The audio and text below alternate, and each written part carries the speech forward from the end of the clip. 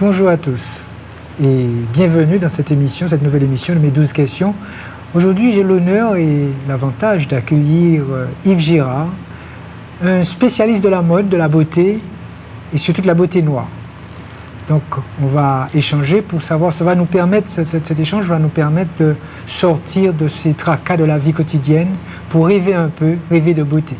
Yves Girard, bonsoir. Bonsoir KMT, bonsoir Jean-Luc. Merci d'avoir répondu à notre invitation. Avec plaisir. Je pose la même question à tous mes invités. Y a-t-il une question que tu aimerais que je te pose? N'importe. Il n'y a pas une particulière que... Non, disons comment le bilan des 40 ans. On le fera tout à l'heure. Qui est Yves Girard?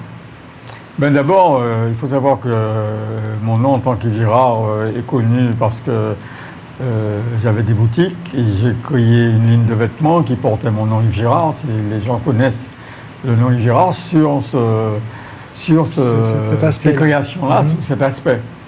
Les gens qui sont de ma génération me connaissent en tant que Girard Fonteau. Donc le nom de famille, c'est Fonteau. C'est Fonteau. Et Yves Girard, c'est quoi? C'est des prénoms, c'est parce que nous avons Yves, beaucoup de prénoms, Yves dans notre famille. D'accord. C'est un clin d'œil à la famille, à mon frère, etc. Alors, c'est vrai que quand je pose cette question à mes invités, ils ont du mal à s'ouvrir, à se dévoiler. Même quand je pose cette question, moi, j'aimerais vraiment qu'on me dise vraiment qui est Yves Girard, quel âge il a, s'il a des enfants, s'il est marié, si sa maman et son papa sont encore vivants, le regard qu'il porte sur son activité, des choses comme ça, quoi. Oui, disons que moi, je suis d'une famille de 5 enfants. On a passé une enfance extraordinaire et extraordinairement heureuse. Dans la vie... Vous êtes originaire d'où? Je suis originaire de Fort-de-France. De Fort-de-France. Je suis un vrai Fouillalais. Le cœur de centre. Avant d'être Chelchérois. D'accord. Je suis né au Terre Saint-Ville. Voilà. J'ai connu le fameux tremblement de terre qui a secoué toute la Martinique, et qui est un tremblement de terre sérieux. J'étais enfant, j'avais 9 ans. Après, nous sommes allés habiter sur Chelcher. Et depuis, nous sommes toujours Chelcher et Didier. D'accord. Et cette période foyalaise, quels souvenirs C'est des souvenirs d'enfants. Ce qui m'a marqué, c'était surtout le tremblement de terre. Après, j'ai très peu de souvenirs de mon enfance. Par contre, j'ai des souvenirs sur le territoire de Chelcher. D'accord. Yves Girard est aussi connu pour un concours célèbre, un concours de mode, de beauté, c'est Miss Beauté Noire. Miss Beauté Noire, dans mon parcours, est arrivé bien après. J'ai créé mes premières boutiques en 1975, des boutiques de vêtements qui portaient mon nom Yves Girard. Et l'idée m'est venue, quelques temps plus tard, de faire des créations et des vêtements portant le logo Yves Girard. Et ces vêtements, ils étaient fabriqués en Martinique ou bien? Non. Il ne faut pas trop rêver. Dans un premier temps, oui. Dans un premier temps, oui. On a monté un petit atelier. Il y avait l'atelier de M. Daniel Woodap. Et on a lancé les premières collections avec lui. Après, je me suis un petit peu développé sur ça et j'ai monté mon propre atelier. Je travaillais en relation avec Nice et le Danemark. Voilà, c'est tout ce qu'on peut dire de Yves Girard. Au niveau de la création. Alors, des enfants, as-tu des enfants? Bien sûr, bien sûr. Combien d'enfants? J'ai des enfants, j'ai 5 enfants. Des garçons, mais en réalité, des filles? 7, parce qu'il y en a 2 qui ont toujours vécu avec moi. Donc, c'est des enfants, pas que j'ai adoptés, mais qui ont vécu au sein du foyer. D'accord. Okay. Voilà. Donc, au total, j'aime à dire que j'en ai 7. Donc, il y a combien de filles? Il y a 2 filles et 5 garçons. Ils regardent les réalisations de leur papa? Ils sont critiques? Ils regardent sans s'intéresser vraiment. Il y a Olivier, qu'on connaît en tant qu'artiste peintre, qui me donne quelquefois, quand il est disponible, un petit coup de main dans l'organisation, mais et notamment dans un petit peu le look, l'Instagram, parce que les réseaux, c'est un truc de jeune. Donc, mais sinon, la plupart de mes enfants sont dans des domaines tout à fait différents. Ils sont dans le domaine de la santé, médecins, pharmaciens, ils sont dans le commerce. Mon dernier a tenu de moi, il est dans le commerce. Mais voilà, sinon les autres sont dans des activités totalement différentes. J'ai une belle fille qui est dans le commerce, mais j'ai une fille qui est à l'aviation civile, qui a un gros poste à Paris d'ailleurs. Voilà. Et il n'arrive pas qu'il fasse des remarques sur... De cette activité-là, ils ne se sont jamais trop intéressés. Ils aimaient bien voir ce que je faisais en tant que designer, créateur de vêtements. Ils ont bien aimé le concept Miss Beauté Noire. Quand ils étaient jeunes, ils me donnaient des coups de main, mais ils ont pris des chemins totalement différents. D'accord. Et qu'est-ce qui, à peu près bientôt 40 ans, pousse Yves Girard à aller vers ce concours de beauté? Aller encore plus loin, certainement pas. Je passerai la main dans les très très prochaines années. Je suis arrivé à 40 ans, j'ai réussi à maintenir ce concours. C'était d'une partie d'une idée simple. C'est que c'était à l'époque de Cassav, de Joby Bernabé. Nous étions à la recherche de notre identité, l'affirmation de nous-mêmes. Et l'idée m'est venue de faire quelque chose qui nous soit propre. D'ailleurs, le concours de Miss Beauté Noire, ce n'est pas un concours de beauté, bien qu'il emporte le nom. C'est un concours pour mettre la beauté noire, c'est-à-dire le monde noir, la culture noire, l'identité noire en avant. C'est pour ça que j'ai créé ça. Donc, il repose sur des bases, bien sûr, on retrouve les bases classiques de tout concours de beauté, mais il a quelque chose de fondamentalement différent, qui est le thème. Et dès le départ, en 86, j'ai imposé dans le concours ce troisième passage où les candidates présentent un thème sur le monde noir dans toute son étendue, dans toute sa diversité et dans ses événements aussi bien tragiques, dramatiques qu'heureux. Comment remontons le temps. Comment se déroule la première édition? Vous vous souvenez? C'était en 86, c'était à l'Œil Discothèque. C'était la première boîte de nuit en Martinique d'une dimension... ça changeait des paillotes, parce qu'à l'époque c'était des paillotes. Donc ça a été créé par Serge Gaspardo. Oui. Et c'est un bel espace qui prenait plus de 2000 personnes et dont l'animateur principal était Ignace, Jean-Pierre Pastel, qui officiait là et qui m'a donné un sérieux coup de main pour la présentation de la première édition, qui a remporté un concours phénoménal. Un succès extraordinaire. D'ailleurs, j'ai un souvenir autre que simplement le concours, c'est que ce jour-là, la première édition de Miss Beauté Noire, il y avait présente une première artiste qui a fait plus tard un chemin extraordinaire, c'est Tania Saval. Et elle n'avait que 15 ans. Et elle était présente ce soir-là. Beau souvenir alors. Un très beau souvenir. Qui avait remporté l'édition? Alors l'édition a été remportée par Muriel Beng, qui est la fille d'un copain d'ailleurs, de René Beng, qui est bien connu dans le domaine automobile. Et Muriel a gagné.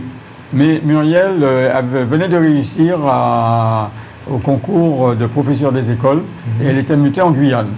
Et elle m'a dit, Yves, tu sais, je ne pouvais pas assurer mon titre, donc je donne mon titre à ma première dauphine qui était Isa Jonata.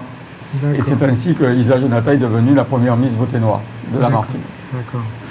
Et quels ont été les plus grands défis que vous avez eu à surmonter? Le défi, c'est qu'on a remporté un grand succès. Mais il ne faut pas penser qu'il n'y avait pas de critiques. L'atavisme que nous avions ici était quand même extraordinaire. C'est que j'ai rencontré des gens qui me disaient « Mais pourquoi tu crées un concours et tu l'appelles Miss Beauté Noire ?» Ou pas, ouais, nous j'ai assez noix ici. C'était entendre des propos comme ça vous marque. Alors que mon but était de mettre en avant la culture et le monde noir. Et donc il y a des gens des fois qui ne comprenaient pas trop. Et il y avait même des critiques, oui, Miss Beauté Noire. Mais ils ont peut-être raison, parce que je n'ai pas l'impression qu'une de ces beautés noires m'a conseillé sur un ouvrage à lire, une œuvre d'art à admirer. J'ai eu des Miss Beauté Noires qui ont des parcours extraordinaires, et qui sont des femmes remarquables. J'avais prévu de poser cette question-là. Alors, est-ce qu'il y a... Donnez-moi le nom d'une... Et puis, qu'est-ce qu'elle a pu faire, cette candidate? Déjà, j'ai des Miss Beauté Noires qui sont venues des mannequins de Christian Dior, des mannequins de Thierry Mugler, qui ont fait des parcours extraordinaires dans la mode, mais pas seulement dans la mode. Il y a aussi qui ont fait des parcours dans la politique. Parce qu'il faut savoir que la première année que j'ai créé Miss Beauté Noire, je l'ai créée en Martinique, en Guadeloupe et en Guyane. Et donc, j'ai en Guadeloupe aussi des femmes remarquables, comme Gaïsa Zadig, qui est devenu le bras droit à une époque de le gouverneur qu'on appelait à l'époque de Saint-Martin, Richardson. Les plus jeunes aujourd'hui ont à peu près 55 ans, c'est ça? Ah oui, mais il y en a beaucoup qui m'emmènent leurs filles. Et d'autres qui ont des filles qui ont déjà des enfants. D'accord. Ah non, parce qu'à 40 ans, voilà. une fille qui a participé au concours à l'âge de 18 ans, 20 ans, elle en a 60 maintenant. Quelles innovations ont marqué l'évolution s'est faite petit à petit, mais a été remarquable. Donc, déjà, il y a les bases, à savoir mettre en avant la culture, l'identité, comme je le disais, avec un thème où la candidate doit exprimer sa création, sa créativité, son idée, le message qu'elle veut faire passer, et qui dure en général entre 3 minutes et 5 minutes. Mais l'organisation était différente. Lorsque nous avions fait la première édition de Miss Beauté Noire à l'œil discothèque, c'était la finale. On peut s'arrêter un instant. C'est qui celle-là? Vous la souvenez d'elle? Alors c'est Laïsa Merlini. D'accord. Elle a été la Miss Beauté Noire. Reprenez un peu votre fil de votre discussion. Reprenez le fil. Oui. Alors, d'abord, on commençait par des présentations dans les restaurants et puis les petites boîtes de nuit. Il y avait une activité nocturne qui était intense et on finissait par une grande finale dans un espace assez grand. Et quelques années plus tard, là, ça a changé. On avait privilégié que les restaurants et les hôtels. Après, on est passé à des salles de spectacle parce qu'il y en avait encore en Martinique. Okay. Et donc là, maintenant, pour les 40 ans, on est encore dans une salle de spectacle. D'accord. Avez-vous un souvenir d'une édition qui a particulièrement marqué, qui vous a particulièrement marqué?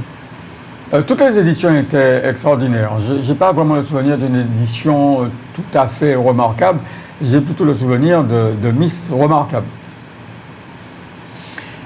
Comment percevez-vous l'impact du concours actuellement?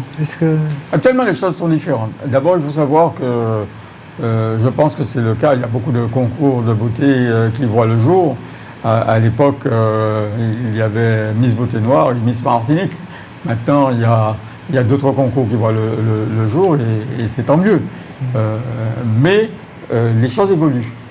C'est-à-dire que les réseaux ne sont pas sans conséquences. Avant, les jeunes filles avaient besoin de concours pour se valoriser, se mettre en avant, se faire connaître, montrer qu'elles sont là, qu'elles existent et s'affirmer. Et puis c'est un parcours intéressant parce que ça donnait à la candidate future Miss une assurance, une envie de gagner, une envie, comment on va dire, de la gagne et de faire mieux et de faire de sa vie une vie de succès. Maintenant, avec les réseaux sociaux, tout le monde c'est des vedettes. On poste une photo, voilà, on est connu, on a des followers, on a des trucs, bon, on est content. Mais c'est pas ça. Oui. Il vaut mieux être dans une vraie organisation pour pouvoir se mettre en avant, quelque chose de structuré. Mais je pense que ça joue. Ça joue aussi sur la mentalité.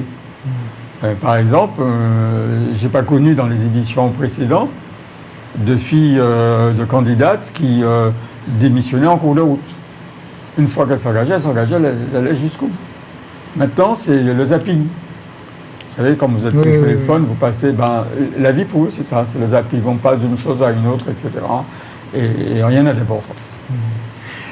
Est-ce que vous avez souvenir d'un parent qui aurait manifesté dans les deux sens, donc agréablement ou désagréablement, parce que ça fait... Il y a toujours des mécontents.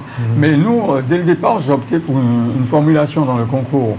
C'est-à-dire qu'il n'y a pas de délibération chez nous. Ça n'existe pas. Il n'y a pas un comité, le jury qui se réunit pour décider qui sera la Miss. Ça n'existe pas. Depuis le début, depuis les années 86. Il y a des notes. C'est comme quand vous allez au bac. Il y a le nombre de jurys est égal au nombre de candidates. Et ils donnent des notes. Ces notes, on fait les totaux. Celle qui a le plus de points a gagné. Et même si celle qui a le plus de points qui gagne ne plaît pas au jury, ça n'a pas d'importance. Elle a eu, c'est comme au bac, elle a eu 20 sur 20. Elle a gagné, point à la ligne, voilà. Elle est la Miss Beauté Noire, il n'y a pas de discussion. Donc, effectivement, il y a des gens qui disent « oui, ceci ». Mais je dis « non, vous savez, voici les résultats ».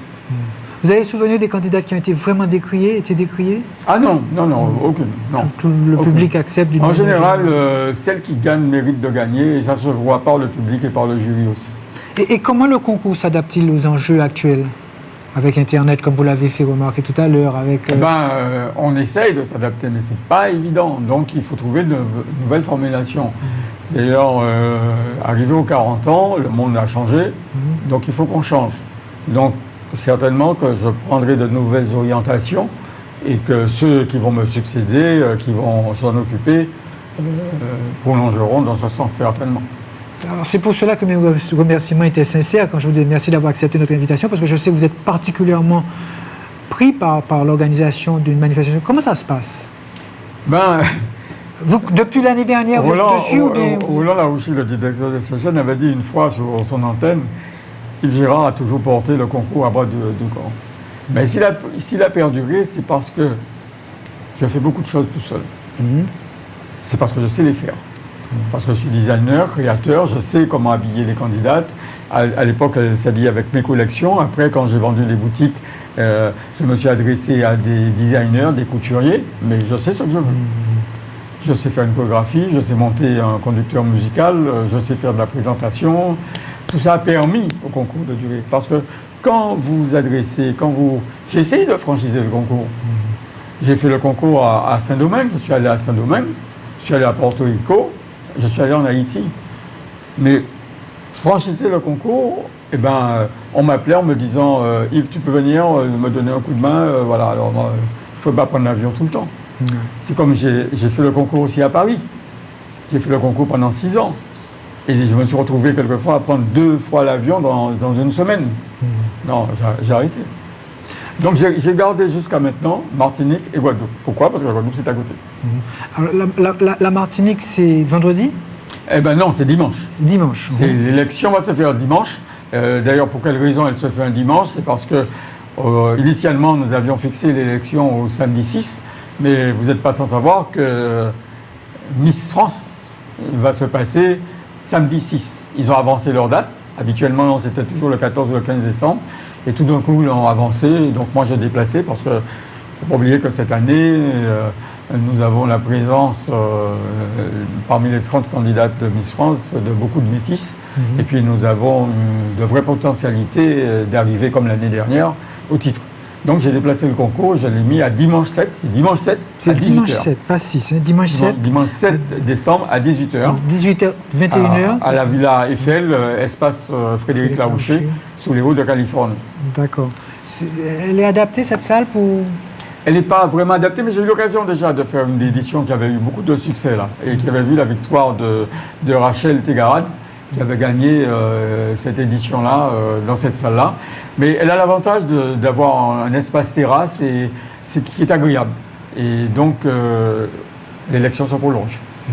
Alors, on est à 4 jours de ce grand rendez-vous. Est-ce qu'il y a encore des choses que Yves Girard n'a pas encore fait, puis devra faire pendant ces 4 jours? Beaucoup de choses. Bon, j'espère que j'aurai la force et le courage Voilà, mais il y a toujours beaucoup de choses à faire. Il y a toujours. Alors, parlez-nous des difficultés. Où est-ce que vous rencontrez des difficultés? Des difficultés, comme je vous disais, d'abord, c'est ces fameux castings en amont qui ne sont pas, à cause du désistement de certaines, qui ne se terminent pas à la date prévue et qui entraînent du retard. Voilà, il y a ça. Et puis bon, j'ai heureusement beaucoup de sponsors qui jouent le jeu depuis des années avec moi, mais ce n'est pas évident. Ce n'est pas évident. D'ailleurs, je remercie aussi les médias, France Antilles, Martinique Première, RCI, RBR et KMT de me suivre depuis des années. KMT a d'ailleurs beaucoup d'archives en ce qui concerne les sautés noirs. Voilà quelques-unes. Vous vous souvenez de l'édition, cette édition? Là, il faudrait que je regarde de près, mais je pense que ça, c'est en Guadeloupe. C'est une édition de la Guadeloupe qui est là. D'accord. Vous avez constaté une différence entre les premières filles qui venaient s'inscrire et puis celles qui s'inscrivent aujourd'hui? Il y a des différences aujourd'hui? La différence notable, c'est le manque de détermination. D'accord. Les filles, à cette époque-là, étaient déterminées à gagner, déterminées à réussir. Vous avez la niaque, c'est ça? Elles avaient la niaque. Voilà. Là, c'est un peu moins... Elles s'amusent, quoi. Elles sont frivoles. Je ne dis pas qu'elles sont frivoles. Je ne dirais pas ça, parce qu'il y a quand même du travail derrière. Surtout le thème, ça demande de la recherche, ça demande de l'engagement, donc je ne dirais pas ça. Mais ce n'est pas aussi prégnant qu'avant. D'accord. Pendant le concours, avec les filles, vous êtes comment? Vous êtes perçu comment? Comme un fait-chier, quelqu'un d'exigeant? Non, pas du tout. Sympa? Pas du tout. D'ailleurs, le comité qui m'entoure, parce que j'ai toujours un comité en Martinique, en Guadeloupe, qui est avec moi. D'ailleurs, je les remercie grandement. Parce que bon, les comités changent au cours des années, mais ça fait 4-5 ans depuis le Covid. J'ai un petit comité qui est là et qui s'engagent à fond. Un grand chapeau à Mélissa, à Gary, à Eric, à Guilou, qui me suivent et qui permettent la réalisation. Mais une fois que c'est fait, c'est la ponctualité, arriver à l'heure, rester là, répéter. Vous savez, les répétitions sont fondamentales, c'est un show. Et la plupart de ces jeunes filles ne sont pas des artistes nés, donc ne sont même pas des mannequins forcément. Et elles doivent tout apprendre. Donc c'est le travail, la rigueur, etc. qui permettent d'arriver à un show intéressant. Qu'est-ce qui distingue MBN, Miss Beauté Noire, des autres concours? Comme je le disais déjà d'entrée de jeu, c'est le thème. Nos Miss Beauté Noire, c'est quelque chose vraiment pour mettre. Il faut voir. Alors, je vous entends, mais j'ai l'impression qu'aujourd'hui, que les autres concours s'adaptent aussi à ça. Non, il n'y a jamais. Jusqu'à maintenant, je regarde, bien sûr, ils font par exemple un thème sur le cabaret, sur les trucs. Oui. Mais nous, c'est pas ça. Nous, les thèmes vont porter sur l'histoire du monde noir, sur les hommes et femmes remarquables qui ont fait des choses. Alors, quel thème a été retenu pour cette année? Non, on ne retient pas de thème. Ce sont les candidates qui présentent leur thème, que je valide. D'accord. Elles me disent, j'ai un thème, mettons, sur... je cite un nom comme ça, puisque ce thème-là n'est pas dedans cette année, mais vous savez que celui qui est à l'origine de l'invention des ascenseurs, c'est un noir, c'est Adams. Peu de gens savent ça. Donc, elles font des recherches pour mettre en avant. L'année dernière, il y avait Joséphine Baker. L'année dernière aussi, celle qui a gagné, Laura Ferjul, qui est notre Miss en titre et qui va céder son titre dimanche 7. Laura a fait un thème sur Maman de Glo. Maman de Glo, c'est une légende des Antilles. Ça fait partie de notre culture, donc de notre identité. Vous m'avez déjà un peu répondu, mais comment vous voyez Miss Beauté Noire dans 5 ans, 10 ans, 15 ans, 20 ans? J'en sais rien. Moi, je vais donner une direction, une orientation, et d'autres vont s'en occuper, croyez-moi. Vous allez laisser quand même ça avec... oui, j'ai suffisamment donné. Mais je veux dire que vous n'aurez pas un petit pincement au cœur, un peu de regret? On a toujours un pincement au cœur, mais c'est la vie. Il faut que d'autres continuent, d'autres prennent la relève. C'est exactement comme en politique et ailleurs. Il y a d'autres qui ne veulent pas lâcher, mais bon, moi, non. Quand le moment viendra, je lâcherai. D'accord. Dites-moi, je suis très curieux de savoir comment ça se passe. Il y a des problèmes de jalousie entre filles, ou il y a des problèmes de jalousie entre le petit copain qui ne... Vous avez des histoires comme ça réglées? Il peut y avoir, non. Il y a des petits copains qui, carrément, par exemple, leur copine s'est inscrite et puis ils disent à la copine, non, tu n'y vas pas. Ça arrive. Il y a aussi des jalousies entre les candidates qu'il faut savoir gérer. Il faut en général ne jamais trop s'en mêler. Mais ça existe. Et puis il y a aussi celles qui cachent bien leur jeu. Moi j'avais un cas, on me demandait ce qui va me marquer, mais il y avait un cas en Guadeloupe extraordinaire. C'est que cette fille-là traînait des pieds, elle n'était pas tout souvent à l'heure, elle ne répétait pas comme il fallait, etc. Et puis elle a gagné le concours, parce qu'elle a caché son jeu à tout le monde. D'accord. Donc il y a des stratégies qui sont mises en place. Oui. Et est-ce que dans la manière d'organiser le concours, il y a ce qu'on peut dire une signature, Yves Girard? Est-ce qu'il y a... Ah oui, dès le départ, j'ai conçu la chorégraphie d'une certaine manière, et qui est une manière, parce que bon, comme moi je viens de la mode... Une marque déposée? Non, pas du tout. Mais comme je viens de la mode, j'ai tendance à orienter ça dans le sens de la mode, dans le sens des défilés, du mannequinat, etc. Donc il y a une petite touche. Et puis j'ai la mise en place de différents tableaux, parce qu'il y a 4 tableaux. C'est vraiment une signature. Au départ, vous aviez prévu de fêter les 40 ans cette année? Qu'est-ce qui vous a fait changer? Enfin, j'avais prévu de faire une soirée de gala en même temps que la soirée de l'élection, mais c'est trop compliqué. Donc, comme l'élection est à cheval toujours sur 2 années, là, c'est l'édition 2025-2026. Donc, j'ai décidé de vraiment faire la soirée de gala sur l'année 2026. Là, nous sommes dans l'élection dimanche, mais l'élection a déjà une petite touche. Pour un peu célébrer les 40 ans. Nous avons une organisation un petit peu différente des autres années et l'espace Eiffel s'y prête.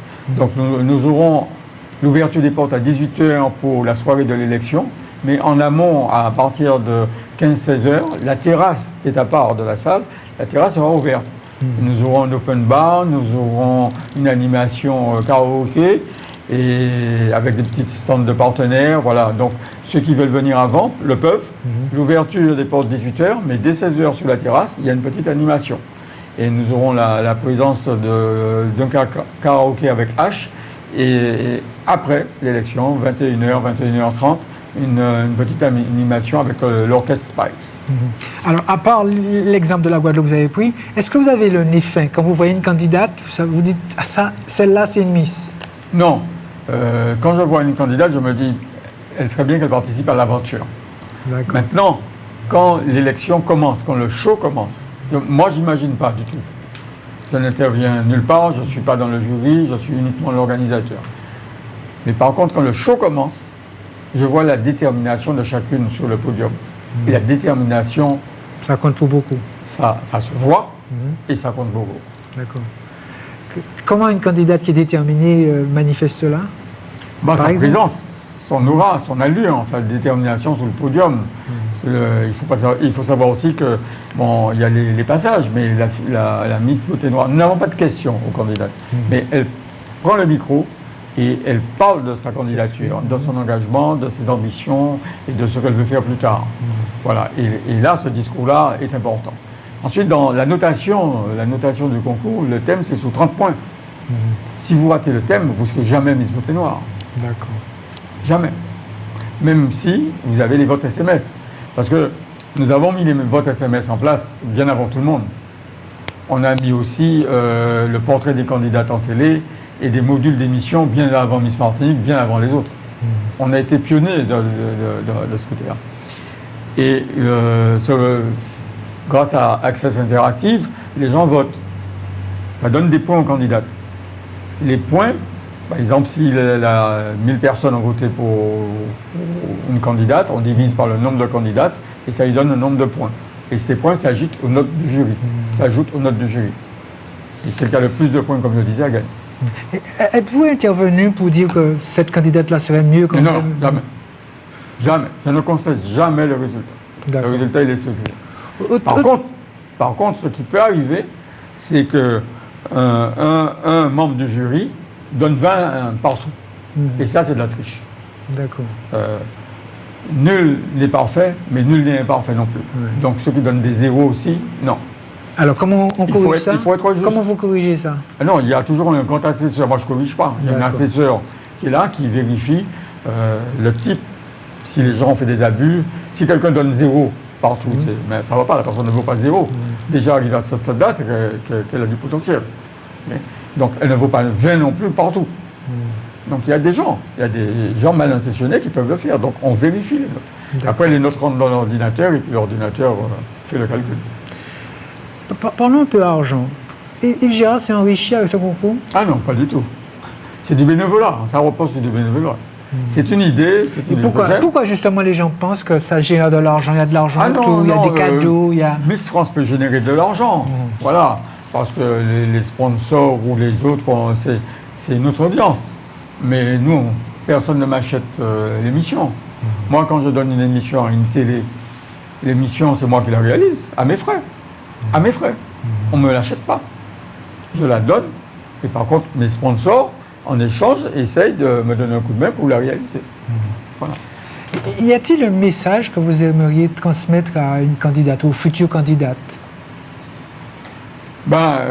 Aux futures candidates, venez, n'hésitez pas, vous allez vivre la nouvelle aventure de Miss Beauté Noire après ses 40 ans. Est-ce que... J'ai l'impression que c'est vite dit ce que vous dites, excusez-moi, c'est qu'il n'y a pas de mépris, mais parce que dans la réalité, j'ai l'impression que les filles, elles sont toujours en quête de choses inatteignables, quoi. Pas spécialement, pourquoi dire ça? Je dis que c'est une impression. Non, la femme de maintenant est déterminée, elle sait ce qu'elle veut, même si certaines peuvent traîner les pieds. Parce que les concours de beauté, avant, n'avaient pas bonne presse, hein? Non, pas spécialement. C'est un certain public, méconnaissant l'organisation de ce type de concours, qui racontait ça, mais c'est un public qui ne connaît pas. D'accord. Donc vous enlevez tout doute, c'est un truc sérieux, c'est des gens sérieux qui organisent ces concours. Mais tous les concours. La beauté, c'est quelque chose de sérieux. Oui, mais vous n'avez qu'à voir quand même Miss France, les portes, ça ouvre. Ouais. Et ça ouvre toujours des portes. Et même à notre niveau, ça ouvre des portes. Ah non, ça c'est le regard d'un certain public. Je ne veux pas être méchant en disant de certains hommes, mais voilà, non. Les filles, les femmes, elles savent très bien ce qu'elles font. D'accord. Alors, on peut rappeler le rendez-vous, donc vous avez dit c'est dimanche 7. C'est dimanche 7 à 18h à l'Espace Eiffel, les Hauts de Californie. L'Espace Eiffel, plus connu sous le nom de l'Espace Frédéric Larouché, qui se trouve, qui est très accessible, c'est derrière Oyoen, et il y a un très grand parking. Donc, ouverture des portes, 18h pour le show de l'élection, mais à partir de 16h, il y a une animation sur la terrasse de l'Espace Eiffel. Quand je vous ai posé en entame de l'émission, quelle question vous auriez aimé que je vous pose, vous m'avez dit le bilan, parler du bilan. Donc on peut faire un bilan de ces 40 ans de Miss On Beauté peut faire Noire. un bilan en disant que c'était pas gagné, parce que quand j'ai connu ça, je pensais pas que j'allais durer aussi longtemps. Donc, qu'est-ce qui fait que ça a duré aussi longtemps? Je pense que, comme je vous l'ai dit tout à l'heure, c'est parce que j'ai la chance de pouvoir faire certaines choses par moi-même. Parce que je vois très bien que quand j'ai essayé de franchiser l'élection, ça n'a pas été évident parce que ceux-là n'avaient pas forcément toutes les cartes en main pour le faire.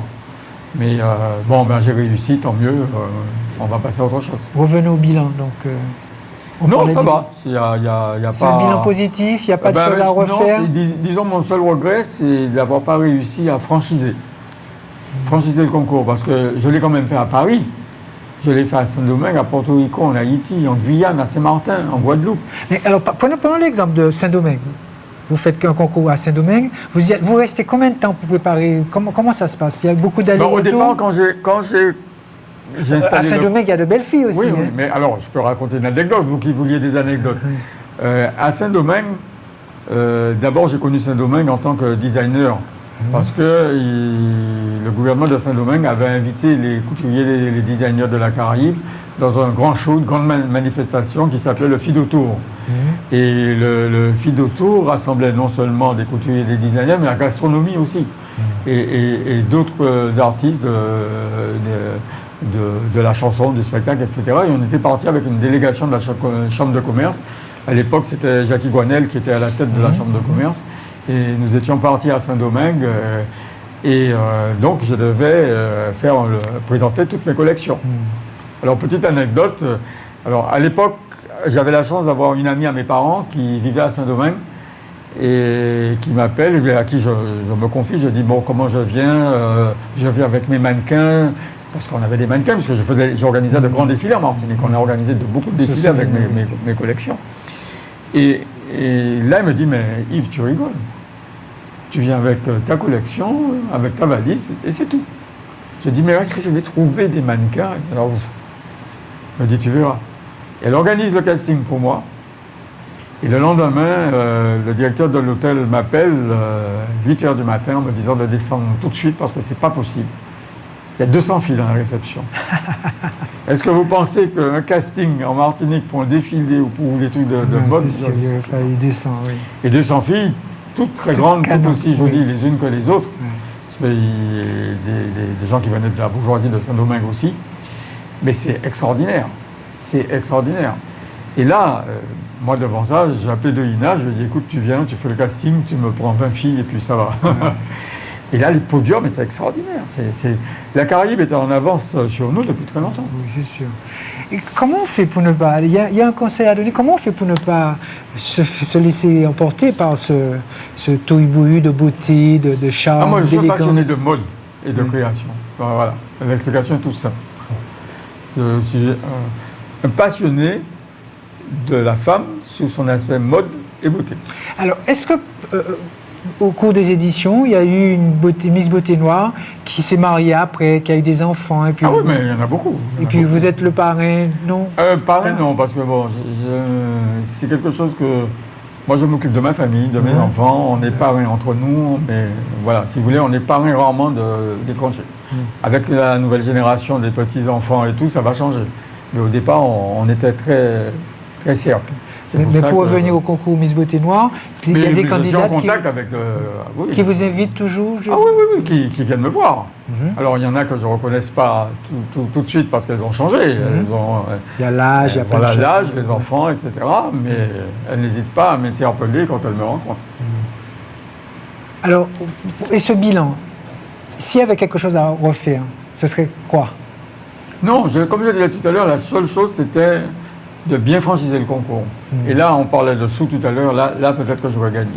Ouais. Mais bon, malheureusement, je n'ai pas réussi à le faire. C'est ça le regret alors? C'est le regret. C'est le regret parce qu'il fallait le faire. Alors, revenons à notre spectacle de dimanche. Il y aura combien de filles? Alors, il y a 9 candidates. Alors, au départ, nous étions 10. C'est ce que je disais tout à l'heure, mais il y a une candidate malheureusement qui nous a quittés. Celle-là, c'est uniquement parce qu'elle a eu un problème de santé.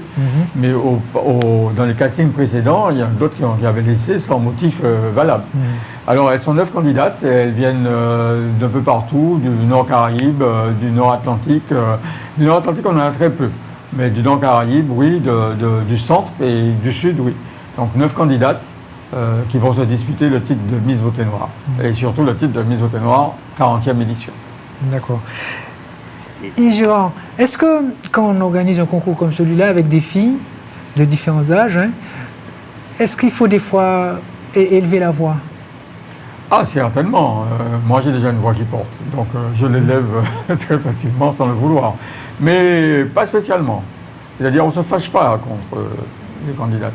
Des fois, elles ont du mal à comprendre, saisir peut-être certaines chorégraphies. Mais non, ça ne vaut pas la peine. C'est toujours bon enfant, toujours agréable? Non, sérieux, pas bon enfant. Oui, mais je veux dire l'ambiance. Non, l'ambiance est sympa. Voilà. L'ambiance est sympa. Surtout que là aussi, j'étais le premier à introduire beaucoup d'activités. Les candidates vont à la découverte de beaucoup de choses en Martinique. C'est une espèce de journée de cohésion? On avait une journée d'intégration au Paradis de Lens, qui est à Rivière-Pilote, et qui en a été très bien reçue par le chef Nilor.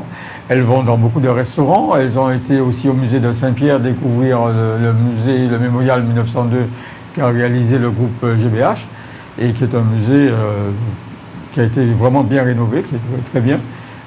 Elles ont découvert aussi des ateliers de poterie, la mangrove de Génipa. On a fait des sorties en bateau, en kata. Elles ont appris à faire du jet. Mais dites-moi, il faut de l'argent pour organiser toutes ces choses-là? Il faut surtout de la bonne volonté, et du bénévolat et du partenariat de beaucoup de gens. J'ai la chance de connaître beaucoup, beaucoup de monde. Et donc souvent, ils le font, c'est eux qui dépensent. Voilà. Ils le font, moi je ne paye rien, ils le font gratuitement pour moi, mais c'est eux qui dépensent. Quand on va manger dans des restaurants, ça coûte au restaurant. Nous, ça ne coûte pas, mais ça coûte au restaurant. C'est sûr. Et ça, c'est le carnet d'adresse et l'adhésion aussi au concours. Parce que s'ils n'adhéraient pas à cette idée de Miss Beauté Noire, ils ne le feraient pas. Et nous avons des partenaires qui, chaque année, reçoivent les candidats. Ils le font gratuitement. Et le public, c'est toujours le même pour celui d'il y a 40 ans que celui d'aujourd'hui? Non, c'est un public qui évolue avec le temps. C'est évolue. Mais il est devenu plus exigeant? Non, ces dernières années, il était plus... comment dirais-je, dans le soutien excessif. Ça s'est un peu calmé, parce que j'ai connu des années où les gens arrivaient avec pancartes, t-shirts, machin, un car avec 200 personnes, des trucs, enfin c'était vraiment la folie. Ça s'est un peu calmé. C'est plus raisonnable l'engagement du public envers sa candidate préférée. Selon vous, qu'est-ce qui a entraîné ce changement? Peut-être que les gens sont moins passionnés qu'avant. D'accord. Donc ils sont dans la lignée du zapping. Ok. Même s'ils sont plus âgés. Vous avez bien vendu votre manifestation, vous estimez, ou bien il y a encore quelque chose à ajouter? Non, je parle qu'on était un peu pionniers dans les votes SMS, dans les activités, les découvertes, etc. et tout. Mais là aussi, dans cette organisation, elle va demeurer, mais sur une autre forme. On peut savoir un peu plus? Ouais. On peut en avoir un peu plus? Pas spécialement, mais voilà. Il y a des choses qui vont changer. On est passé d'une organisation qui était d'abord dans les bois, qui était très nocturne. Très nocturne, c'était une vie nocturne. À l'organisation dans des salles, dans des restaurants, etc., dans des hôtels. Nous avons eu, vous parliez de partenaires, on a eu un partenaire pendant des années, qui était notre base d'organisation, c'était l'hôtel Caraïou à l'époque. Et un grand merci à Jean-Noël Lavial, qui était l'ancien directeur de l'école, qui est parti à la retraite, et qui recevait chaque année les candidats pour nous. On organisait tous les castings, même des séjours. Vous imaginez des candidats séjournant pendant une semaine à l'hôtel? Ouais, Quels sont les concours qui faisaient ça avant? Ah ben, nous l'avions fait. Alors, le public aura quelque chose à payer pour assister au spectacle? Alors, nous invitons beaucoup de gens pour les 40 ans, hein, vous vous en doutez bien. Et le tarif public, la prévente, c'est 25 €. Donc, si vous voulez bénéficier de ce tarif, vous pouvez le faire dans les points de vente, à savoir chez Yandy Store à la Galeria, chez Jacques Olivier à la Galeria, chez Talal à la zone d'Acajou et chez Cosmo à Dillon. Parfait. Vous avez tout dit? On rappelle la date, l'heure. Rendez-vous à tous dimanche 7 à 18h à l'Espace Eiffel. Merci de votre présence. Merci à vous, Yves Girard, d'avoir répondu à toutes nos questions. Jean-Luc. Merci d'avoir valorisé encore une fois ce concours Miss Beauté Noire. Et merci à KMT. Merci, à bientôt.